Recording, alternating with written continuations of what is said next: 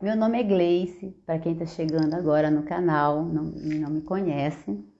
Eu sou professora da Rede Municipal do Rio de Janeiro. Eu sou pedagoga, mestre em educação.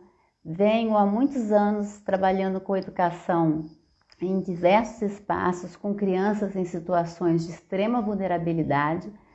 E eu, durante esse tempo todo, estive muito olhando para essas questões que pulsam no chão da escola, que pulsam na vida dos professores. E foi a partir desse olhar que eu fui criando e desenvolvendo o que eu vou estar compartilhando com vocês hoje, o que eu venho compartilhando durante esse tempo, que é uma forma de olhar e de lidar com as demandas que surgem na sala de aula.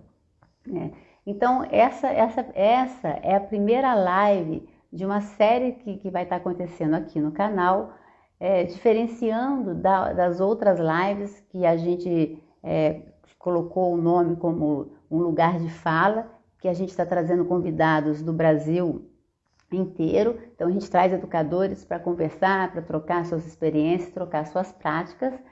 Dessa vez, além de manter o lugar de fala, e esse mês a gente tem convidados muito especiais, eu vou estar também tendo um momento em que eu vou estar trazendo algumas reflexões, falando sozinha, falando com as pessoas que estão comigo através do chat, que eu estou chamando de diário de professor, porque sempre as temáticas elas saem da sala de aula. Eu estou na sala de aula, eu diariamente estou dentro da sala de aula, eu sou professor regente do 4º ano e eu, paralelo a isso, trabalho com crianças, com professores em processo de formação de outros segmentos.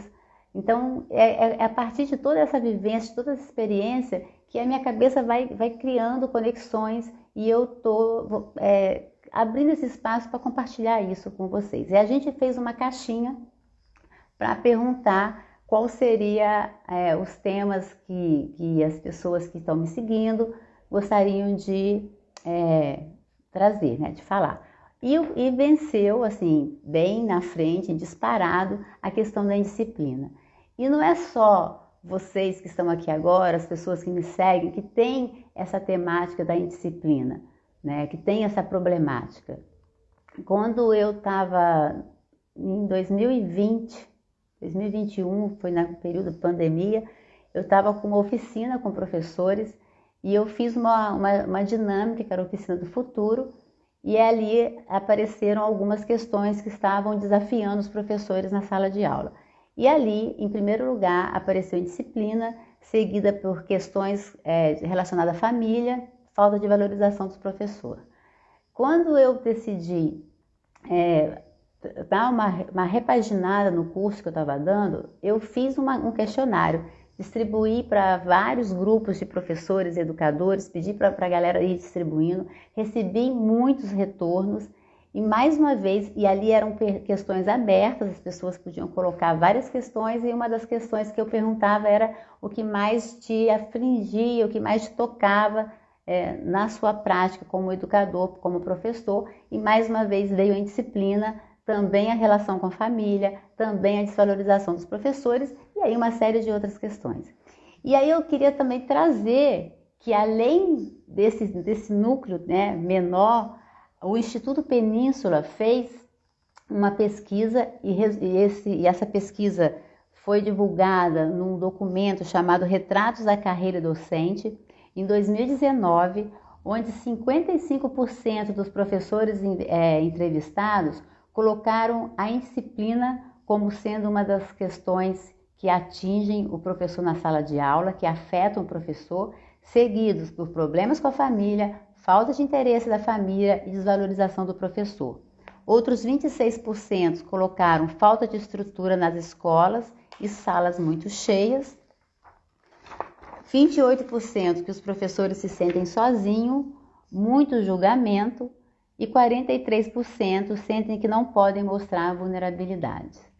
Então, essa pesquisa do Instituto Península, eu estou sempre trazendo ela nas aulas, nas lives, porque ela aponta para uma questão muito séria, né?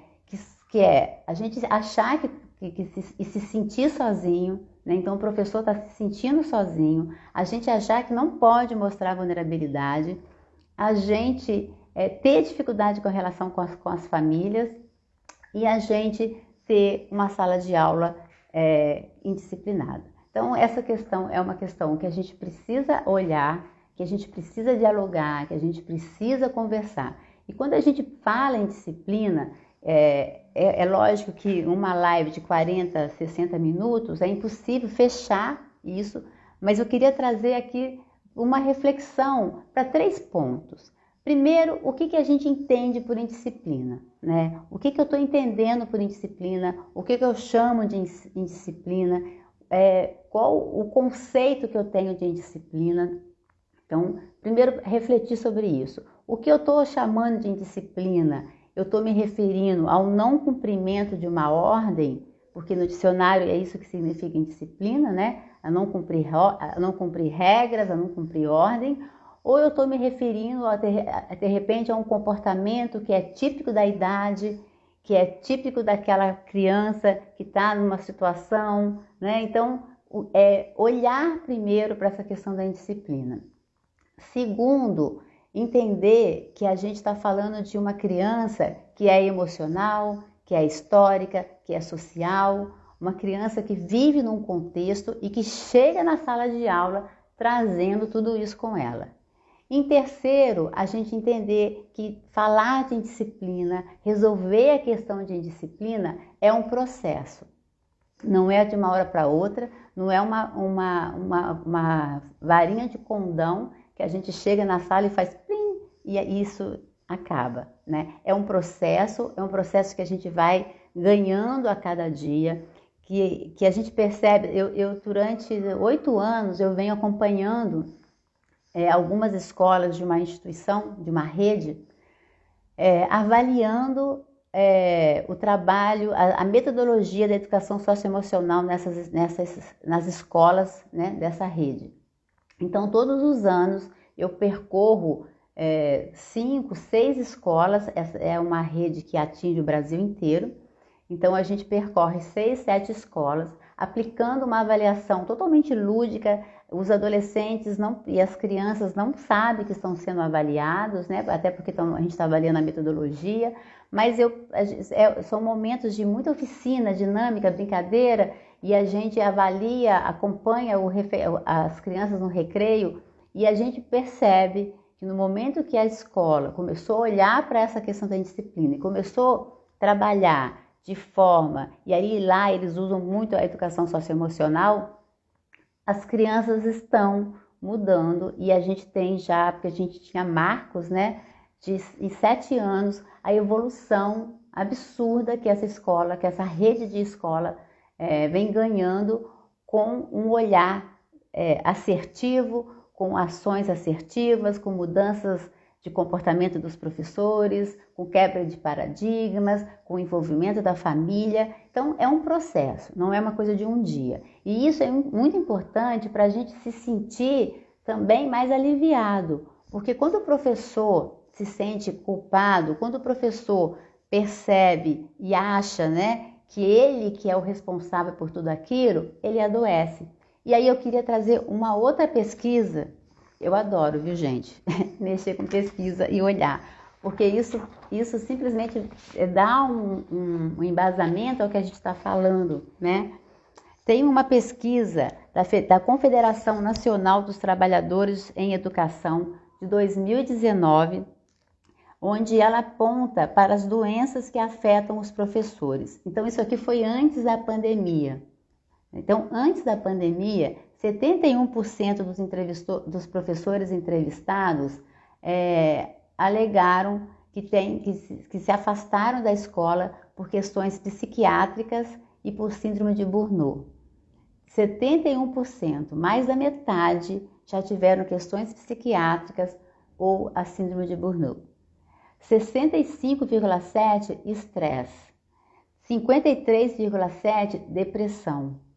41,5% insônia, 531 casos diagnosticados por ansiedade, em grau extremo, quando a ansiedade para a pessoa, né? Interrompe a pessoa.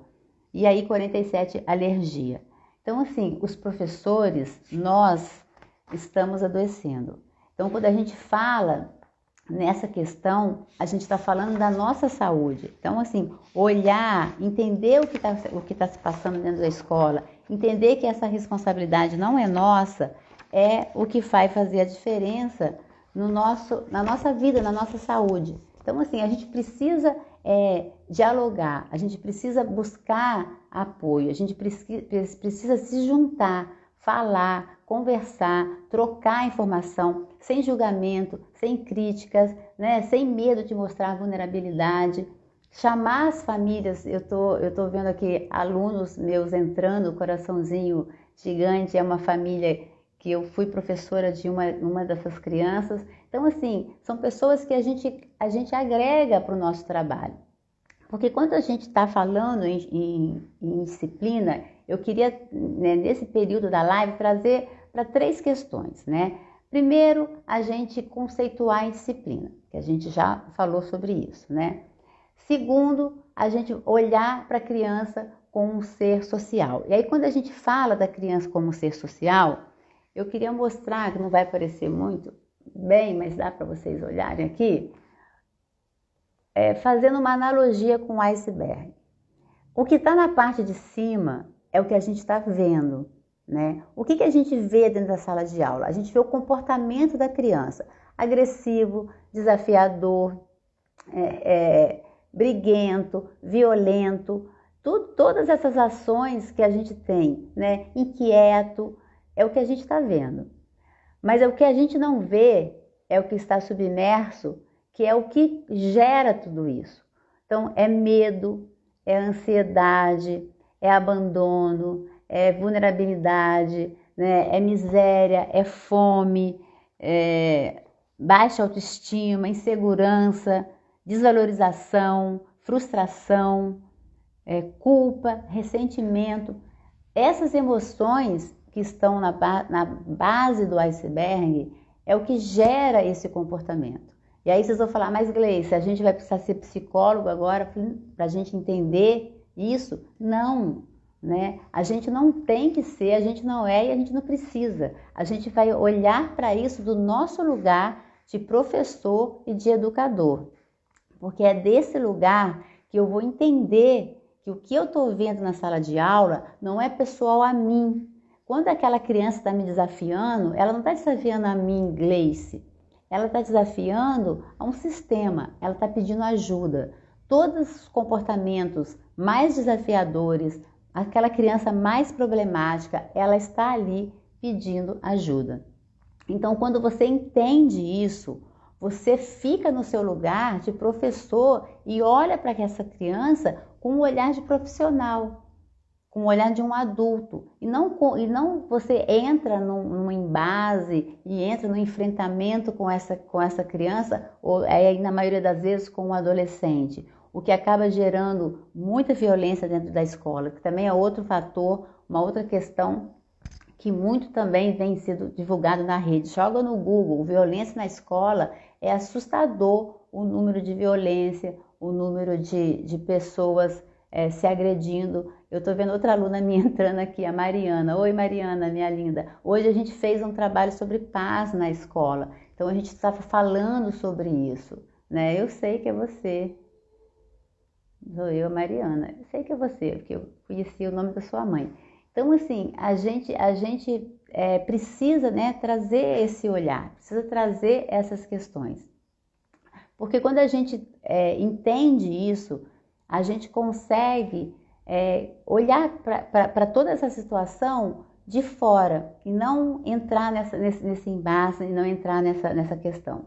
Porque quando a gente está falando, e aí eu queria trazer um pouquinho do Celso Antunes, o Celso Antunes ele faz um comentário muito legal com relação à indisciplina, que ele fala que quando você está lidando com a indisciplina na escola, é como se fosse um incêndio e você tem vários focos. E aí ele aponta para 3 focos que vêm muito ao encontro do que eu estou também olhando e trazendo nessa reflexão. E o primeiro foco que ele coloca é a escola e sua estrutura. O segundo foco é o professor e a sua prática, e o terceiro foco é a criança e a sua história. Então, queria que a gente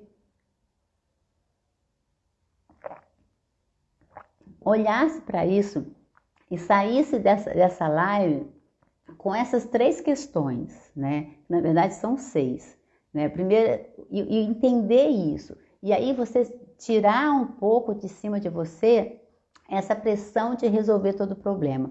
Porque o que eu percebo muito quando eu estou conversando com os professores, que eu estou nas oficinas, e aí a gente vê isso no resultado dessas doenças, é o quanto que o professor se sente responsável para resolver toda uma situação, e o quanto que o professor se sente cobrado e muitas vezes se sente julgado por ter uma sala indisciplinada, ou por ter, né? E o professor acha que ele tem que ter o controle da turma. E quantas vezes a gente ouve alguém falando, porque fulano não tem controle da turma, né? Que controle da turma é esse? Né? Como se o professor fosse o único responsável por essa situação, por essa questão.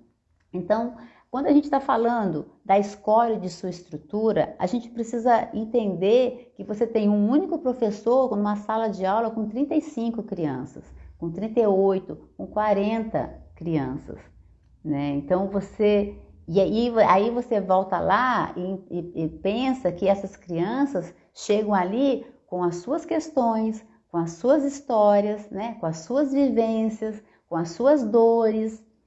E aí você está sozinho com 38 crianças, com 35 crianças para administrar, muitas vezes, a falta do autocontrole, né? Aquela criança que não sabe lidar com a frustração, aquela criança que está a ponto de explodir. E aí basta um colega, sabe, passar perto e empurrar e tropeçar, e a criança já responde com uma agressão, e aí essa criança que recebe a agressão também já logo vai e devolve com outra agressão, e você já tem ali um conflito formado. Então, a gente, quando olhar para a escola e pensar na estrutura da escola, é importante que a escola tenha a mesma linguagem, né? Fale e pense em disciplina de uma forma coerente entre todos os membros dessa escola. Então, é muito importante que a escola tenha um olhar empático para a criança, que não seja uma escola que tenha uma postura muito autoritária, que é uma escola que pensa em colocar a criança... A Mariana está falando aqui, ninguém pode chamar ninguém de macaco, gorda, branca, negra, isso é racismo. A gente tem que ir discutindo muito isso dentro da sala de aula, né? Da importância das crianças perceberem isso, de você eliminar essa questão de dentro da sala de aula. Mas a gente não vai fazer isso num único momento, né? Então, a escola, enquanto instituição, ela precisa alinhar o seu projeto político-pedagógico de uma forma viva, né? Trazer as pessoas para pensar o projeto político-pedagógico, trazer as pessoas para dialogar sobre isso, trazer as famílias, trazer os professores, olhar para a realidade da escola, que esse projeto político-pedagógico esteja trazendo todas as questões que precisam ser colocadas, que precisam ser trabalhadas, né? A escola olhar para as regras e definir essas regras de forma democrática, porque você tem muitas vezes as regras vindo de cima, e aí a gente volta lá para o conceito de indisciplina, né? Indisciplina é não se subordinar às regras, mas como essas regras foram pensadas, né? Como essas regras foram estabelecidas? Elas foram pensadas de forma democrática, né? Ou elas foram impostas? Quando você está falando do segundo segmento, é muito importante, né? E do primeiro também, mas quando você está falando com um adolescente, é muito importante sentar e estabelecer um diálogo, né? Por que está acontecendo isso? Formar rodas de conversa, trazer as famílias para participar dessas rodas, criar grupos de mulheres. Eu estou já conversando, né, alinhando isso com a direção da minha escola. Eu quero criar um grupo de mulheres para trabalhar com as mulheres, para trabalhar com as mães,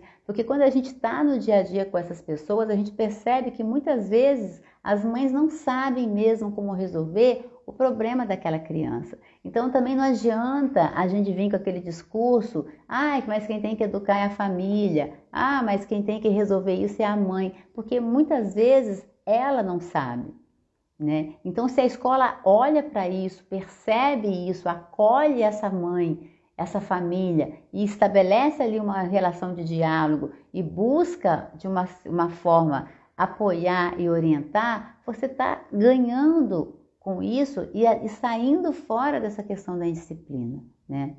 Então, a escola precisa abrir esse espaço para isso. Aí, a segunda questão que a gente tem que olhar somos nós, professores, né? Qual é o nosso papel dentro da sala de aula com as crianças, né? Qual é a relação que a gente estabelece com eles, né? Primeira coisa que a gente precisa é criar uma conexão, né? A correção, ela precisa vir após essa conexão. E quando a gente está falando em corrigir uma criança, e quando a gente está falando de ter uma disciplina, a gente está falando isso de forma positiva, né? Porque você olhar para a indisciplina e pensar que você precisa reestruturar isso, você pensa que você precisa trazer para uma disciplina. Mas trazer para uma disciplina não é trazer para o autoritarismo, né? O grande lance da educação, o grande lance para se trabalhar a indisciplina é você chegar no meio termo, nem ser permissivo demais e nem ser autoritário demais. Então, chegar nesse meio termo, ser firme, mas ser gentil, é um dos pilares que eu trabalho no método Tessitura, que é a disciplina positiva. Então, falar de trabalhar a indisciplina, a gente precisa falar de trabalhar a disciplina positiva. Um professor que deixa o aluno fazer tudo, que deixa as crianças brincarem o tempo inteiro, que não tem uma ordem na sala, ele está contribuindo também para a questão da indisciplina. Um professor que é autoritário demais, um professor que se impõe e que tem o controle da turma através do medo, ele não está resolvendo o problema da indisciplina. Muitas vezes ele até consegue que a criança tenha um comportamento, responda de uma forma como ele quer, mas basta que ele saia da sala de aula para que todas as crianças corram para a porta e ficam correndo dentro da sala, e aí fica olhando, alguém fica tomando conta, né? A gente vê muito disso, alguém fica tomando conta e fala, professor tá vindo, aí volta todo mundo correndo para sentar. Então, esse comportamento é um comportamento de uma criança disciplinada, de uma criança que o professor tem controle? Não é, né? Além da criança estar sendo disciplinada, ela ainda está aprendendo a mascarar o seu comportamento, né? A enganar. Então, chegar nesse meio termo é o primeiro passo que o professor precisa ter dentro da sala de aula. A sala de aula, ela precisa estar preparada para isso, né? Ela precisa estar acolhendo a criança. Uma sala de aula desorganizada, uma sala de aula bagunçada, desorganiza e bagunça o que está dentro também. Então, ter na sala de aula o espaço para leitura, ter na sala de aula os cartazes, mas de forma organizada.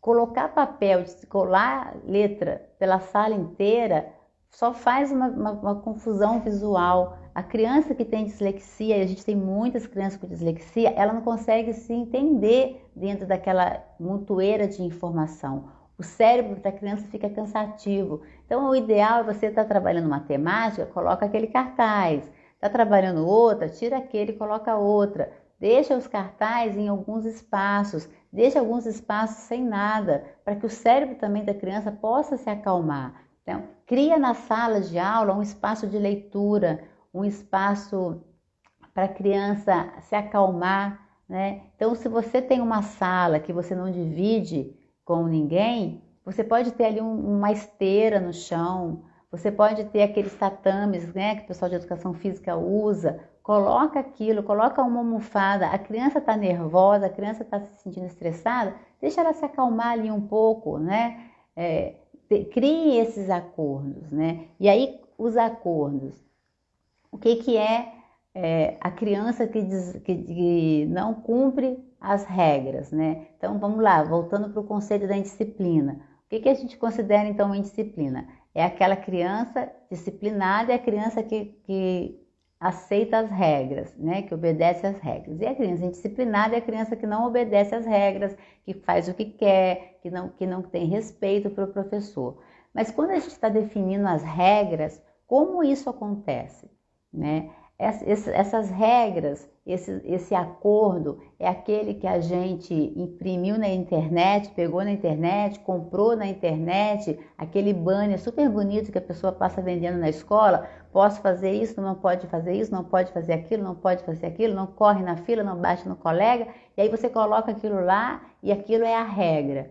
Essa regra, as crianças não vão mesmo respeitar. Dificilmente vai respeitar. A criança que respeita, porque ela já é uma criança naturalmente mais calma, mais tranquila, mas a grande maioria não vai, porque aquilo, por mais bonito que seja, não faz sentido para ela. Então, uma outra questão que a gente pode trabalhar para a gente estar enfrentando essa questão da indisciplina é definir com as crianças a regra, né?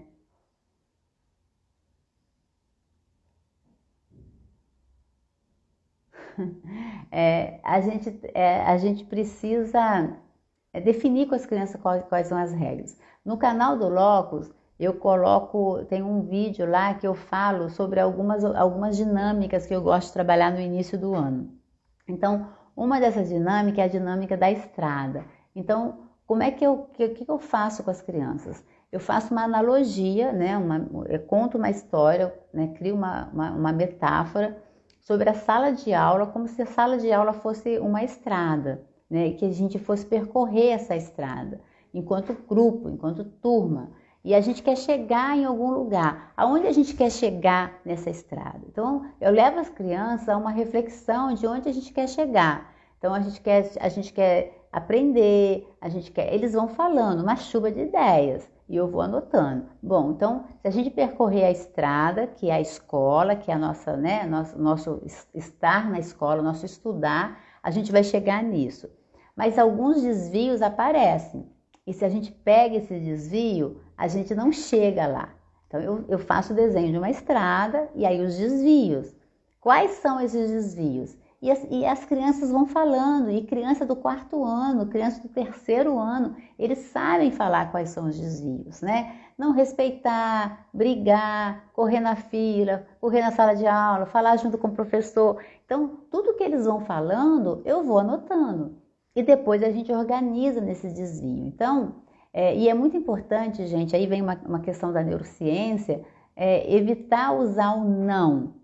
Então, quando você estiver fechando um acordo com as crianças, use a forma positiva e não, em vez de colocar não correr na sala, andar na sala de forma organizada, né? Não bater no colega por tratar o colega com respeito, porque a gente tem uma questão do cérebro que ele não registra esse não. Então, estamos definindo o acordo, vamos definir com as crianças, porque aquilo vai fazer sentido para eles. Depois que essa estrada é feita, a gente define ali os acordos. Mas o acordo foi criado, elaborado pelas crianças, junto comigo, né? Então, uma sala organizada, uma sala que você define junto com as crianças o acordo, né? A gente define os limites, né? E aí, quando você vai definir os limites, entende que você está falando de uma criança histórico, social, né? Então, cuidado, porque o limite para um não necessariamente tem que ser o limite para outro. E aí vai para uma coisa muito legal, que é da educação socioemocional, que também é um dos pilares do método Tessitura, onde eu trabalho essas questões com os professores, que é a educação socioemocional. Ensinar a criança a entender as suas emoções, entender o seu corpo, né? Então, a criança ter o seu autocontrole. Quando a gente está falando em autocontrole, a gente não está falando em a criança não sentir ou conseguir totalmente controlar suas emoções, porque emoção a gente não controla, o que a gente controla é a reação do que a gente está sentindo. Então, a criança se conhecer e ter autorregulação das suas emoções, você está eliminando a questão das brigas, né? Você está ensinando a criança a lidar com aquilo que ela está trazendo lá de fora. E eu falo para os meus alunos, eu não conheço, hoje mesmo eu falei isso para eles, eu não conheço a história de vocês, vocês são muitos, eu não sei o que acontece com cada um, né? Mas o que eu sei é que esse espaço aqui é um espaço para acolher vocês, é um espaço de respeito, eu posso ajudar vocês a vocês terem força para vocês lidarem com isso, com a vida de vocês, porque aqui a gente não é igual, então a gente não pode apontar o dedo, a gente não pode julgar um ao outro. Então, você trazer isso para a sua sala de aula, você já está avançando para que essas crianças briguem menos, se entendam mais, tenham mais empatia uma com as outras, né? Então, trabalhar a educação socioemocional é fundamental para você lidar com a questão da indisciplina. Então, pensar na disciplina positiva é fundamental para você trabalhar com a questão da indisciplina, né? Então, assim, olhar para tudo isso. E aí a gente vai avançando, né? Criar conexão com a criança. Como é que você cria uma conexão? Quando você ouve melhor e você respeita mais quem você gosta, né? Quem faz sentido para você, a pessoa que está ali com você. Então, como é que você cria conexão? Converse, ouça essa criança, né? Eu na hora do lanche, aí eu que distribuo biscoito para as crianças, né? Quando o lanche é biscoito, quando é pão, o suco, o chocolate, o leite, eles pegam. Então, quando eu vou entregar o biscoito, é um momento que eu tenho com cada um ali, né? E aí eu faço uma brincadeira, e eu pergunto, quem é a criança com os olhos mais lindos que eu conheço? Aí a criança fala, eu? Eu falo, é você. Aí eu entrego o biscoito, né? Quem é a criança que tá melhorando cada dia, né? Que todo dia tá melhorando um pouquinho. Eu é você. Então eu vou trazendo ali questões de cada um que eu vou percebendo, sempre fazendo um elogio, sempre mostrando que eles estão avançando, sempre mostrando que eles estão alcançando. É um momento meu com cada um deles. E outro dia a criança chegou, eu fiz a brincadeira, ele respondeu, na hora que eu entreguei o biscoito, ele falou, não quero não, tia. Eu falei, ué, o que você está fazendo na fila? Eu só queria responder a tua pergunta. Então, assim, ele queria só que eu tivesse um momento com ele. Então, esse momento é um momento que eu faço essa conexão. E às vezes eu espero os outros professores descerem, né? Porque a gente divide o refeitório, para eu ser a última, para que eu possa brincar desse jeito sem ficar segurando a fila dos demais professores, porque é um momento bacana. Ande pela sala, sabe? O professor precisa conectar, e professor sentado, eu já cansei de ver salas de aula com as mesas do professor atrás das crianças. As crianças têm na frente o quadro e o professor sentado atrás, né? Como é que se estabelece uma conexão sem você olhar, né? Então, mesa do professor sempre na frente ou na lateral, para o professor possa olhar para a criança, né? Para o professor poder enxergar aquelas crianças, andar pela sala, né? Passar nas carteiras, fazer um carinho, fazer um toque, né? Um toque permitido, um carinho permitido. Eu não estou falando de você ficar pondo criança sentada no seu colo, principalmente os maiores, não estou falando da educação infantil, mas estou falando de você passar, de você fazer um carinho, de você dar um toque, de você dar um abraço, né? Quando a criança chega, eles chegam para abraçar, então eu abraço, é a terapia do abraço, a criança se sente acolhida, a criança precisa disso. Hoje, quando eu estava fazendo a roda de conversa com as crianças, a gente faz toda sexta-feira um conselho de classe, é o momento que a gente faz um círculo e conversa nesse círculo sobre as coisas que estão acontecendo na sala de aula. Então, quando eu estava ali conversando, um menino veio, sentou do meu lado, né? A gente estava sentado na cadeira, ele veio, deitou no meu ombro, o outro veio, deitou nele, porque eu abracei ele, o outro veio e tentou também para caber naquele abraço. Aí eu fiquei brincando, né? Quantas crianças cabem num abraço? Porque as crianças querem isso, elas precisam disso, né?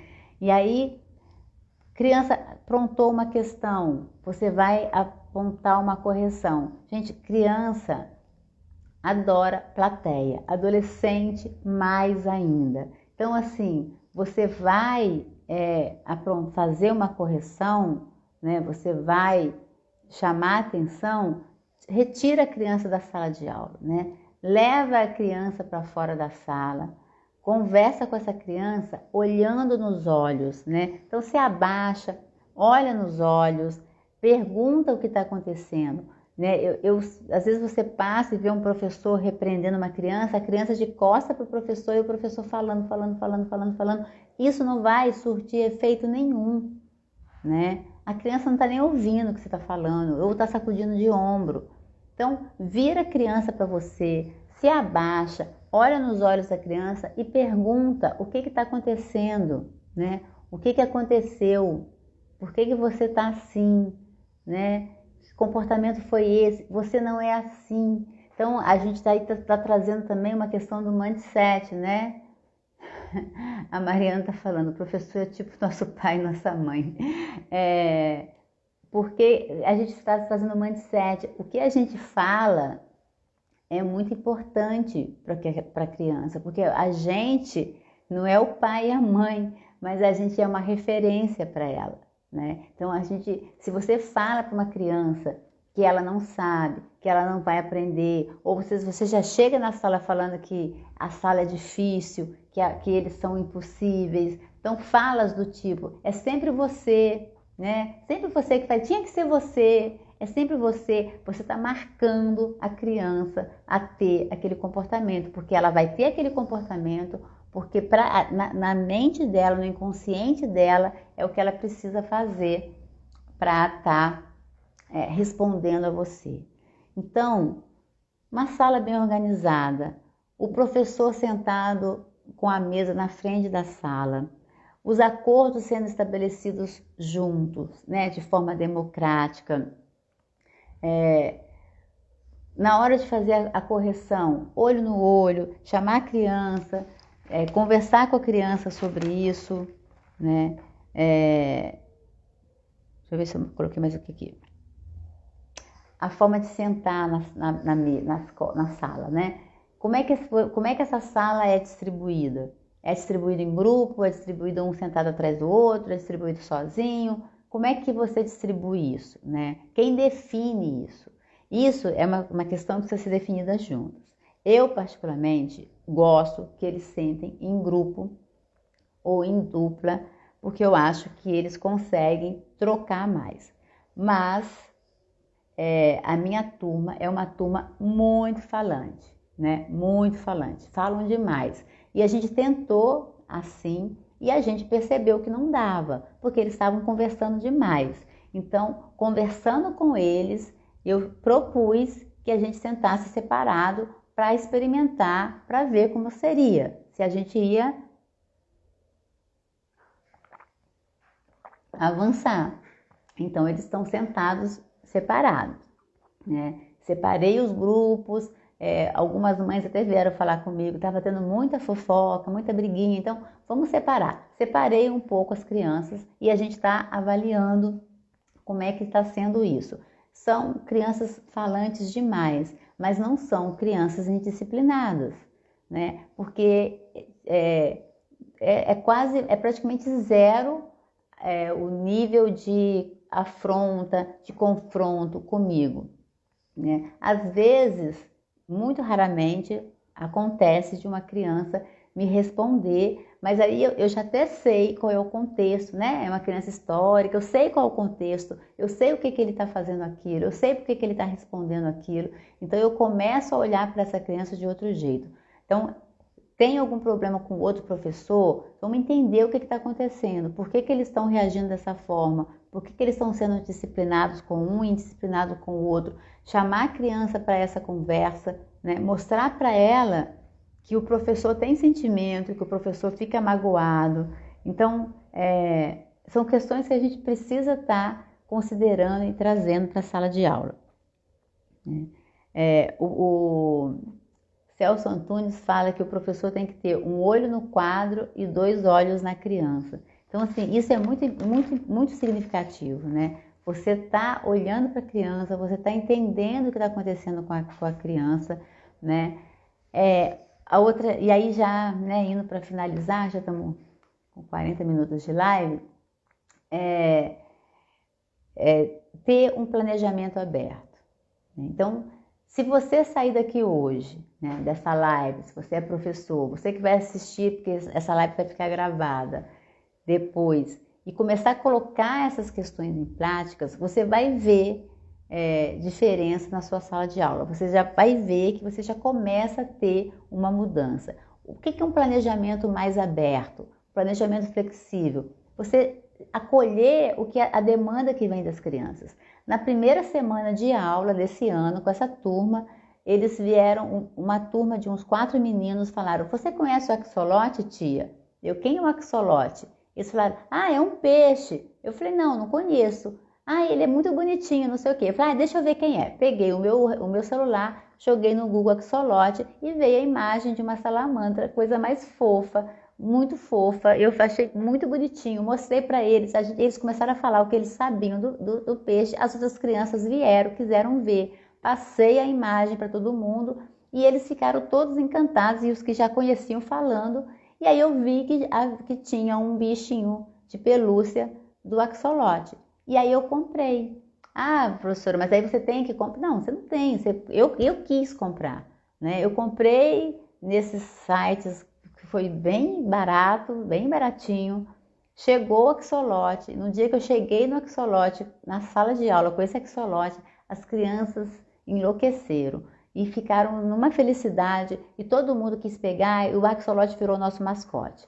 A partir do axolote, eu trabalhei a história do axolote, produção de texto com o axolote, geografia, porque ele, da onde ele é, né, ele é endêmico, então da onde que ele é, como é que ele é, onde que ele vive. E aí falei de continente. Então eu fui trabalhando várias questões com o axolote. As crianças que estão em processo de alfabetização conheceram algumas palavras a partir das letras do nome do axolote. Então, o axolote, ele é o nosso mascote. Cada dia uma criança leva o axolote para casa, ele fica com essa criança, ele dorme com essa criança, ele fica com essa criança, eles vêm narrando: o axolote fez isso, o axolote fez aquilo.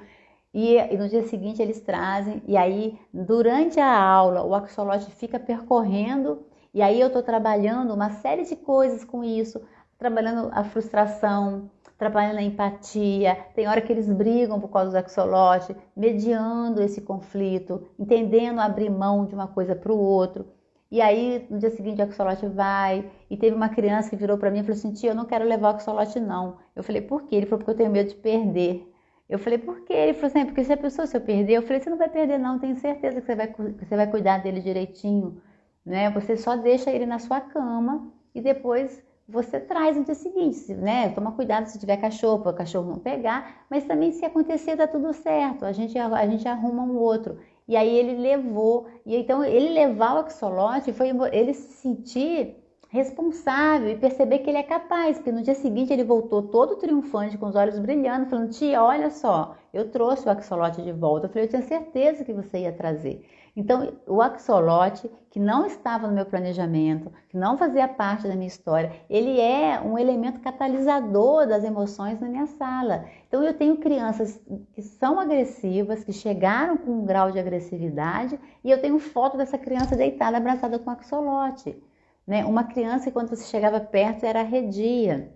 Então, isso é um elemento que você pode trazer, né? Ter o seu planejamento aberto. Eu voltei só para me despedir, na verdade, né? Porque eu estava fazendo a live e eu fiquei sem conexão, assim. O Instagram está apresentando isso, eu já estava assistindo outras lives e isso aconteceu, as pessoas estão comentando sobre isso. Pessoal da pedagogia freiriana entrando, Sandra voltou. Sandra, que bom ver você aqui. Eu caí, gente. Aí fiquei parada aqui. O Instagram tá dando isso. Oi, William, que lindo, que bom ter você aqui. Mas eu vou voltar só para eu fechar o meu pensamento, né, em consideração a vocês que estão entrando de novo e também porque as pessoas depois ficam assistindo esse pedacinho gravado, porque eu estava falando Beijo, querida. Estava falando do planejamento aberto, né? E aí esse trabalho, esse livro que as crianças que trouxeram, né, da sala de leitura, do sistema do corpo humano, eu não ia trabalhar sistema de corpo humano no 4º ano, isso é uma matéria do 5º, mas eu estava no projeto da prefeitura, a gente trabalhar o autocuidado. Então, o que foi que eu fiz? Eu juntei uma coisa com a outra. Eu dividi as crianças em grupo, cada grupo com um livro. As crianças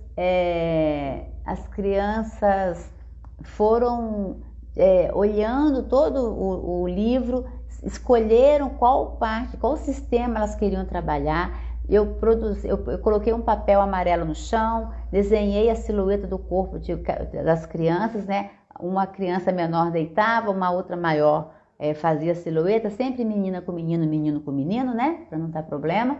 E aí a gente tinha um corpo humano, uma silhueta do tamanho deles. E aí eles reproduziram. Cada grupo escolheu um sistema e passou para esse corpo. E aí a gente precisa cuidar desse sistema. Aí eu dei o nome do projeto de Conhecer para Cuidar. E a gente foi pesquisar, né? Eles foram pesquisar em casa, eu levei vários vídeos para a gente assistir. E aí eles decidiram o que é importante comer, deixar de comer, comer com moderação, para cuidar do coração, do rim. Então eu juntei uma coisa com a outra. Estava no meu planejamento? Não estava. Eles adoraram fazer. Eles aprenderam? Com certeza, muito mais do que se eu tivesse só falado do autocuidado, ou quando chegar no ano que vem, eles já vão ter uma noção maior do sistema do corpo humano. Então, esses planejamentos abertos, eles enriquecem muito a sua aula e você atinge a indisciplina, porque a criança, ela se sente contemplada, aquilo ali faz parte para ela. Você envolve todo mundo. Oi, tia. Oi, Jaciane, minha linda. Que bom ter você aqui. Então, assim, é importante para as crianças, né? Estarem se vendo fazer parte daquilo que diz respeito a elas. Então, assim, fechando, né? Eu vou fazer outras lives falando sobre a questão da indisciplina, falando sobre a questão da saúde dos professores, porque a gente precisa conversar sobre isso. Então, primeira coisa que a gente tem que, recapitulando tudo, definir o que é indisciplina. Se aquilo que você está tendo ali é uma indisciplina mesmo, ou se aquilo ali é uma reação de uma criança naquela faixa etária. Porque, por exemplo, as crianças, qual é uma das questões, né, quem está na educação infantil e na creche?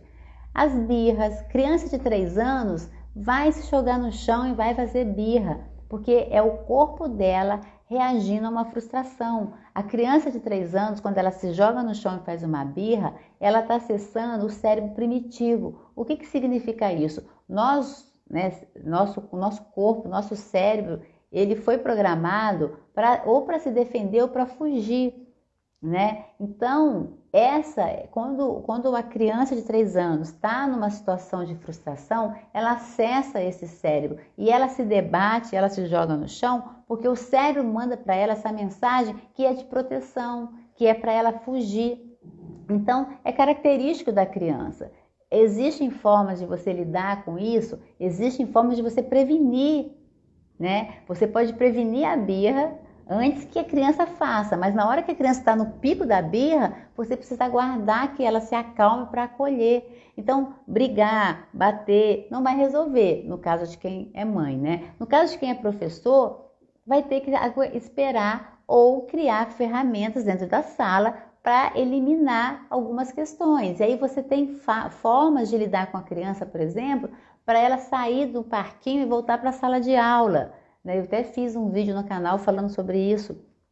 porque é um momento de birra, né? A criança não quer sair do parquinho que é legal. Então existem ferramentas que você vai ajustando isso, mas faz parte da criança. Adolescente, né? O grande problema, quem está no segundo segmento, os adolescentes, eles são desafiadores, eles afrontam, eles são muitas vezes agressivos, muitas vezes violentos. Faz parte também do processo de desenvolvimento deles, mas isso não significa que eles podem fazer o que eles querem. Mas é importante que o professor crie uma conexão com o adolescente, entenda que aquilo ali faz parte do adolescente e entenda que não é para ele. E aí ele vai olhar como um adulto para aquele adolescente que está ali perdido nas suas emoções. Então, entender isso é muito importante, né? Segunda questão é entender essa etapa, né? Que a criança é um ser social, então ela está chegando com algumas questões e a gente precisa olhar para isso e entender que é um processo dinâmico, que a gente não vai resolver isso de um dia para o outro. Às vezes você leva os 4 bimestres para a criança estar mais tendo um autocontrole melhor, sendo mais empática, olhando mais para o outro. Quando você trabalha empatia, você está acabando com o bullying. Se você está acabando com o bullying, você está eliminando a indisciplina. Então, assim, essas coisas estão ligadas, é uma teia, né? O método que eu criei, ele chama tecituras. Por quê? Porque ele está tecendo várias abordagens, vários saberes. Então, entender de educação socioemocional é muito importante, a pedagogia, disciplina positiva é muito importante, a pedagogia sistêmica, o mindset, a comunicação não violenta. Então, quando a gente começa a pesquisar e começa a entender tudo isso, a gente vai juntando na nossa prática. A gente não precisa ser o expert em nada disso, né? A gente só precisa ter um olhar respeitoso para a criança, né? Entender que a indisciplina também faz parte da escola como um todo, que uma sala com 38 crianças vai ser difícil você manter todo mundo, né, mais tranquilo, manter todo mundo falando baixo. As crianças falam muito alto, mas é característica da fase, da idade, é característica de como elas convivem com a família. As famílias às vezes falam alto e a criança fala alto também, né? Então, falar alto é indisciplina? Não, né? Uma sala disciplinada é uma sala todo mundo sentado, enfileirado em silêncio? Não, não pode ser. Ninguém aprende assim. Né? A gente aprende falando, a gente aprende dialogando, a gente aprende conversando, a gente aprende alegre. Então, cante, seja alegre, tenha uma sala com espaço legal, crie conexão com seus alunos, olhe nos olhos para fazer a correção, não afronta, não tenta corrigir uma criança na frente das outras, porque ele vai te afrontar, porque ele gosta de plateia. Então, a gente não vai ter plateia, chama para conversar depois, né?